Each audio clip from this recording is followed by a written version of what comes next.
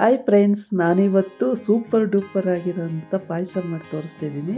ಈ ಪಾಯಸನ ಏನರಲ್ಲಿ ಮಾಡೋದು ಅಂದರೆ, ಎಳೆಯ ಕಡಲೆ ಬೀಜ ಅಂದರೆ ಬೀಜ ಆಗಿರಬಾರ್ದು ಅಂಥ ಕಡಲೆಕಾಯಿನ ಕಿತ್ಕೊಂಡು ಬಂದು ಅದರಲ್ಲಿ ಒಳಗಡೆ ಇರುತ್ತೆ ನೋಡಿ, ಅದನ್ನೆಲ್ಲ ನೋಡಿ ಈ ರೀತಿ ಒಳಗಡೆ ಇರೋ ಅಂಥದ್ದನ್ನು ಬೇಯಿಸ್ಬಿಟ್ಟು ಉಪ್ಪು ಹಾಕಿ ಸ್ವಲ್ಪ ಬೇಯಿಸ್ಕೊಂಡಿದ್ದೀನಿ. ಬೇಯಿಸ್ಬಿಟ್ಟು ಅದ್ರದ್ದೆಲ್ಲ ಬೀಜನೇ ಆಗಿಲ್ಲ ಇನ್ನು, ಆ ಥರದ್ದನ್ನು ಕಡಲೆ ಬೀಜನ ತಗೊಂಡು ಅದರಲ್ಲಿ ಪಾಯಸ ಮಾಡಿದ್ರೆ ಸೂಪರ್ ಡೂಪರ್ ಆಗಿರೋ ಪಾಯಸ ರೆಡಿ ಆಗುತ್ತೆ. ಈ ರೀತಿ ಬಿಡಿಸ್ಕೊಳ್ಬೇಕು ನೋಡಿ. ಬಿಡಿಸಿದ್ದು ನಾನು ಇಟ್ಕೊಂಡಿದ್ದೀನಿ.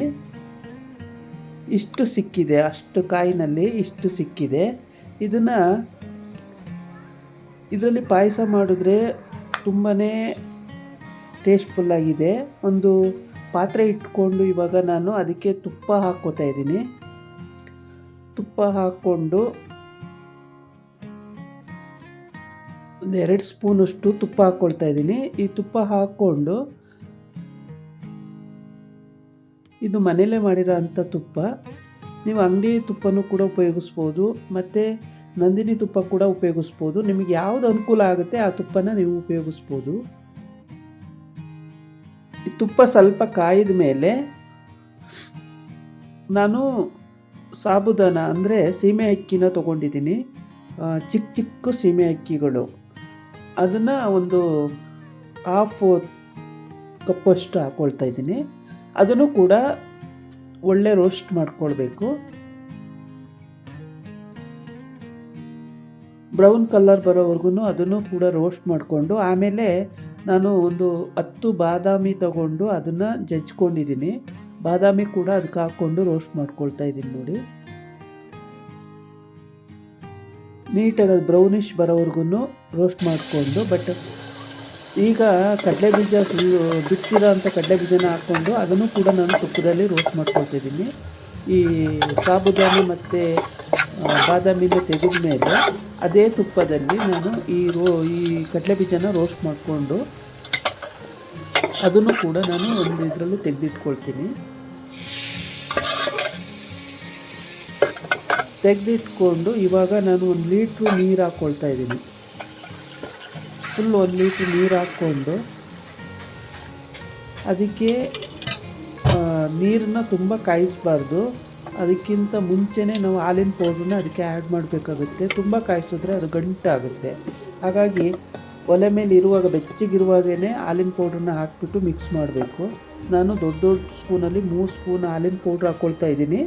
ಈ ಹಾಲಿನ ಪೌಡ್ರು ಪಾಯಸಕ್ಕೆ ಚೆನ್ನಾಗಿರುತ್ತೆ. ತುಂಬಾ ಹಾಲಿದ್ರೆ ಹಾಲನ್ನೇ ಉಪಯೋಗಿಸ್ಕೊಳ್ಳಿ. ಹಾಲಿಲ್ಲ ಅಂದವರು ಹಾಲಿನ ಪೌಡ್ರನ್ನ ಈ ರೀತಿ ಉಪಯೋಗಿಸಿ ನಾವು ಪಾಯಸ ಮಾಡ್ಕೊಳ್ಬೋದು. ಈ ಖೀರನ್ನ ಎಳೆ ಕಡಲೆಕಾಯಿಂದ ಮಾಡೋದ್ರಿಂದ ಇದೇ ಒಂದು ರೀತಿ ಟೇಸ್ಟ್ ತುಂಬ ಚೆನ್ನಾಗಿದೆ. ಮಕ್ಕಳು ಕೂಡ ತುಂಬ ಇಷ್ಟಪಟ್ಟು ಕೂಡ ಕುಡಿತಾರೆ. ಈ ರೀತಿ ಸೌಟಲ್ಲಿ ಇದು ಮಾಡಿಬಿಟ್ರೆ ಅದು ನೀಟಾಗಿ ಎಲ್ಲ ಗಂಟಿಲ್ದಂಗೆ ಆಗುತ್ತೆ.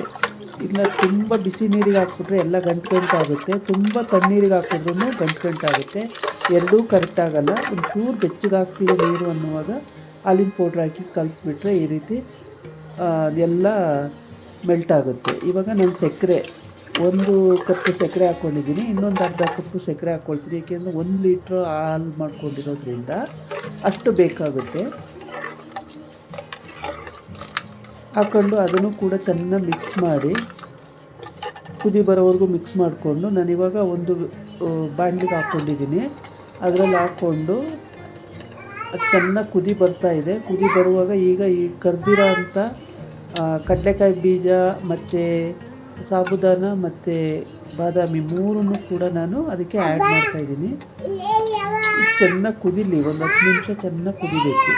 ಏಕೆಂದರೆ ಆ ಎಳೆ ಕಡಲೆಕಾಯಿಂದ ಸ್ವಾದ ಎಲ್ಲ ಪಾಯಸದಲ್ಲಿ ಬಿಡಬೇಕು. ಆವಾಗ ವಂಡರ್ಫುಲ್ ಟೇಸ್ಟ್ ಕೊಡುತ್ತೆ. ಸೊ ನೋಡಿ, ಇವಾಗ ಕುದಿ ಬರ್ತಾ ಇದೆ.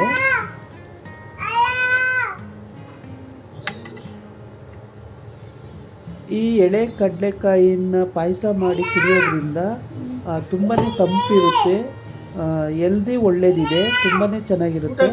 ನಾನು ಇವಾಗ ಆಲ್ರೆಡಿ ಕಡಲೆಕಾಯಿನ ಬೇಯಿಸ್ಬೇಕಾದ್ರೆ ಉಪ್ಪು ಹಾಕಿ ಬೇಯಿಸಿದ್ದೆ, ಎಳೆ ಕಡಲೆಕಾಯಿನ.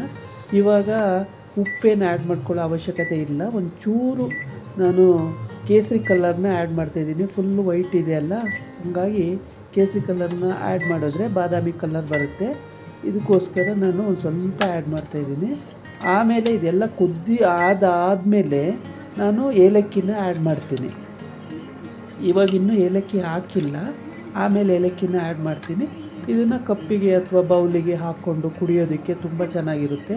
4 ಗಂಟೆ ಟೈಮ್ ಆದರೂ ನೀವು ಮಾಡ್ಕೊಳ್ಬೋದು. ನಿಮ್ಗೆ ಯಾವಾಗ ಇಷ್ಟ ಆಗುತ್ತೆ ಅವಾಗ ಮಾಡಿಕೊಂಡು, ನೆಂಟರು ಬಂದರೆ ಮಧ್ಯಾಹ್ನ ಟೈಮು ಕೂಡ ಊಟದ ಜೊತೆ ಇದನ್ನು ಮಾಡಿ ಬಡಿಸ್ಬೋದು. ಈ ಎಳೆ ಕಡಲೆಕಾಯಿ ಎಲ್ಲೇ ಸಿಕ್ಕಿದ್ರೂ ತಂದು ನೀವು ಈ ಥರ ಪಾಯಸ ಮಾಡ್ಕೊಳ್ಬೋದು. ತುಂಬಾ ಚೆನ್ನಾಗಿರುತ್ತೆ. ಎಳೆ ಬೀಜ ಆಗಬೇಕು, ಸಣ್ಣ ಎಳೆಯದು, ತುಂಬ ಎಳೆ ಬೀಜ ಅಥವಾ ಎಳೆ ಕಡಲೆಕಾಯಿ, ಅದರಲ್ಲಿರೋ ಪಸೆನ ನಾವು ಮೇಲೆ ಸಿಪ್ಪೆ ತೆಗೆದುಬಿಟ್ಟು ಮಾಡ್ಕೊಳ್ಬೋದು. ನನ್ನ ಚಾನಲ್ಗೆ ನೀವು ಯಾರೆಲ್ಲ ಹೊಸಬ್ರಾಗಿ ಸಬ್ಸ್ಕ್ರೈಬ್ ಮಾಡಿಲ್ಲ ಅಂತೀರೋ, ನನ್ನ ವೀಡಿಯೋ ನೋಡ್ದಂಥವ್ರು ಸಬ್ಸ್ಕ್ರೈಬ್ ಮಾಡ್ಕೊಳ್ಳಿ. ಹಾಗೆ ಒಂದು ಲೈಕ್ ಕೊಡಿ. ಕಮೆಂಟ್ಸಲ್ಲಿ ಹೇಗಿತ್ತು ಅಂತೇಳಿ. ನಾಳೆ ಇನ್ನೊಂದು ವೀಡಿಯೋ ಜೊತೆ ಬರ್ತೀನಿ. ನಮಸ್ಕಾರ.